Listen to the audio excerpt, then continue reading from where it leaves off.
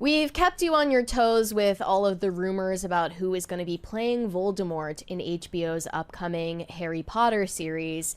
The rumors were flying about it possibly being Pedro Pascal, also, of course, Cillian Murphy, and then the rumor surfaced that Voldemort might be gender swapped, and who better to play a gender swapped Voldemort than Tilda Swinton? Yes. The comparisons are obvious. I don't think that we even need to, go there. Any fans who might know what I'm talking about, if you ever saw, and I'm sure there's at least somebody in the chat who's seen the show Once Upon a Time. It was on ABC. It was a Disney show with Jennifer Morrison.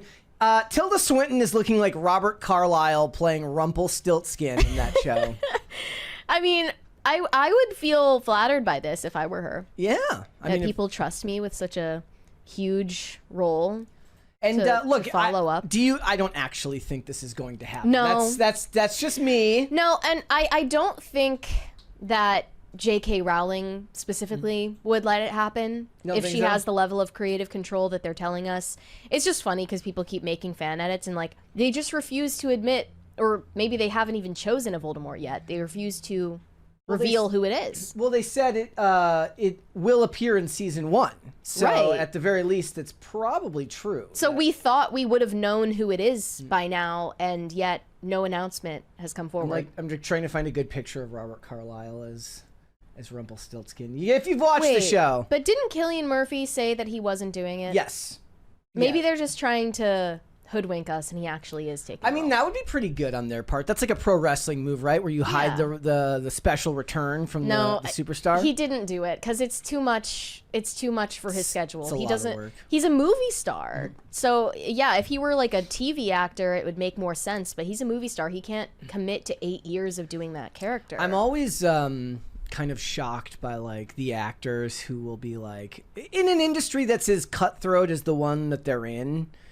And they'll be like, yeah, I wasn't sure if I wanted to commit to 8 years of this. I'm like, you know how many people would love the job security? Well, you have to be almost what's the joke that I heard is a CEO is somebody who's delusional enough to believe that their stuff is going to work and then ultimately surprised when it happens. A movie star is somebody that's picky enough to be oh yeah, I can just get whatever work I want.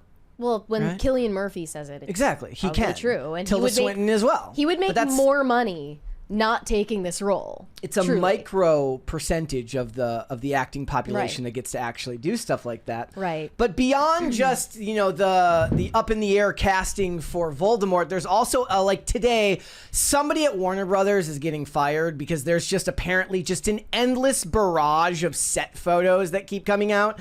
This has to be approved by the network. Someone is hiding in the craggly rocks on the beach here, taking clandestine photos of the set. So this is John Lithgow. I think that this is approved. I don't think that anyone's gonna get in trouble for this. I think they want people to see the filming process to hype it up. So they've got all of these photos of Dumbledore in the on a beach, and if you're wondering, I had to ask this. I had to go back into the recesses of my brain and asked where the hell this happened in book 1. It certainly never happened as far as I remember in book 1. But what they could be trying to do, again, I don't see any images of Harry here, and it's not possible anyways because Harry is at this point, the actor's 11 years old or something like that. They could be looking to get interstitial shots, planning ahead to try to avoid what happened with Richard Harris in movie 2 when the actor died because Dumbledore is old, and so the actor who's playing him is correspondingly old, and maybe they're trying to get ahead on some of these shots to try and show something that happened in one of the later books, because this did happen in the Half-Blood Prince when Harry and Dumbledore traveled to that seaside cave to go after one of Tom Riddle's Horcruxes, and it's actually one of the most important, one of the most important scenes in the books, but it doesn't happen without Harry, and there's no Harry in these shots unless the idea here is that they're going to dump him in later in post-production. But it just could be planning ahead. But wasn't his body double there, or was that in a different set? That was a different set. So there's more pictures than just that. Here are some other close-ups of him. Are they really that worried that John Lithgow doesn't have much longer? Like, you have to look up how old is he? He's getting up there. Well, he did say that he accepted that this is his last. He's like, this is like my last. Yeah, this is like my last hurrah. He is 79. Okay, so he's getting up there.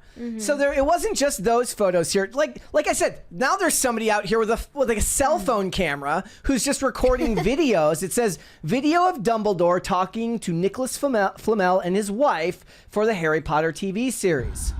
They've got like the whole cast coming. I love the costumes here, and then everybody else is wearing jackets made in of current year.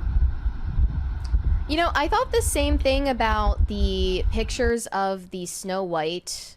What were they called before they were CGI dwarves? 7 magical creatures. Bandits. Oh, the bandits. Yeah. The pictures of the bandits first came out like back in, what was that? 2022 or 3? 2022.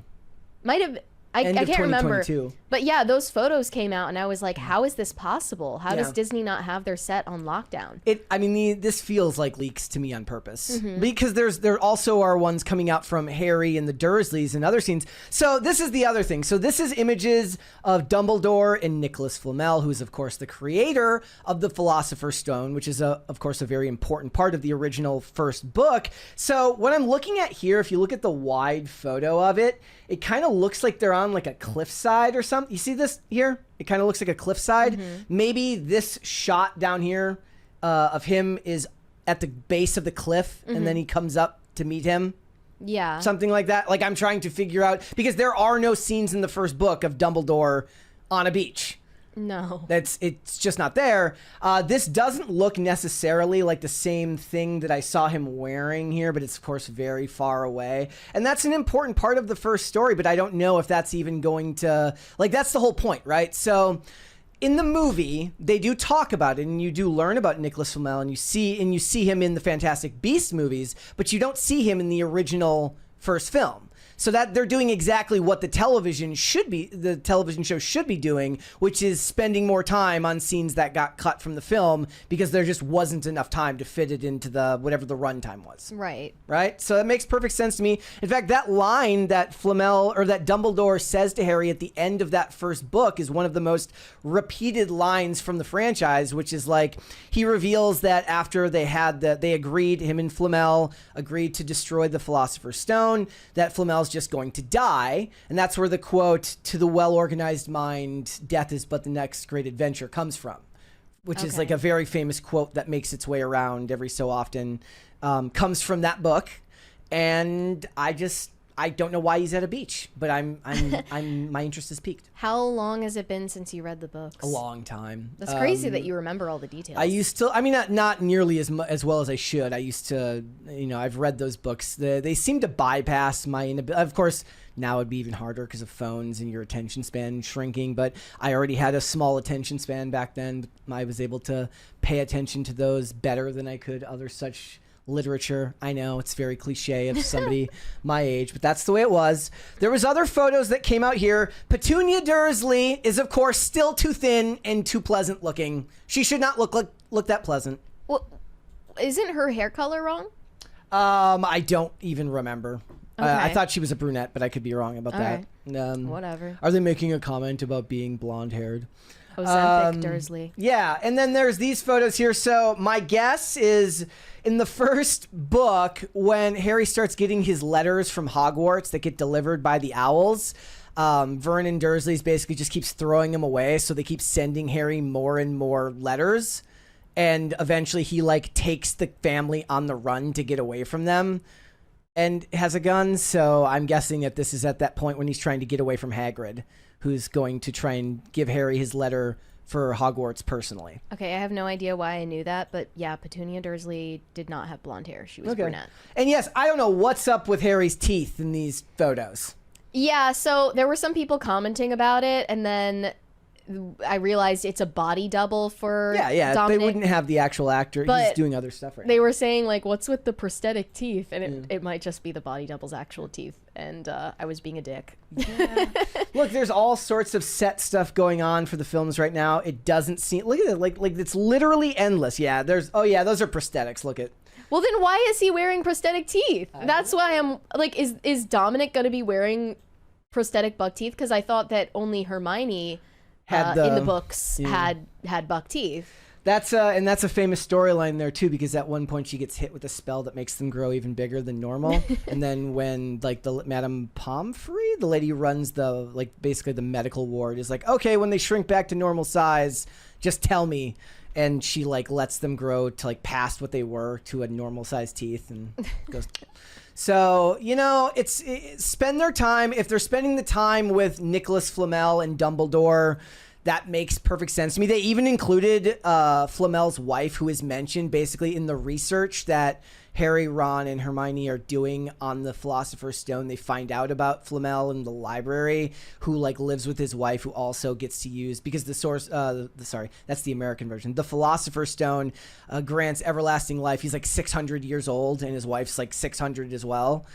So his wife's name is mentioned, and she's in that shot there. Like they point out that he's there with his wife. What do you mean by the American version? In the British version of the book, it's the Philosopher's Stone, which is an actual thing, like in literature. And in the American version, they thought Americans were too dumb to know what a philosopher was, so they named it the Sorcerer's Stone. They thought Americans had never heard the word philosopher? Yeah. They didn't know that the Philosopher's Stone was actually like a real thing in literature, so they called it the Sorcerer's Stone. Oh. Yeah, they didn't have a high opinion of American Okay. To be fair, I love both, and I've listened to both. I love both the American recording and the British recording of the audiobooks. The British version is done by, what's his name? Oh my gosh. The American version is done by Jim Dale, and the British version is done by, I can't remember the actor's name off the top of my head. But it's like a famous, Stephen Fry. Okay. So like both versions are very, very good. But as far as the show, I mean, they're spending their time doing what they should do. It could be some type of insert shot to fill in for, the Half-Blood Prince in case John Lithgow dies. But my guess is it's got something connected to what's going on with Nicolas Flamel. So, thanks for watching. Listen to full episodes of Pop Culture Crisis on Spotify. Keep up with us on social media and make sure you subscribe and ring that bell so you never miss the show. Bye, guys.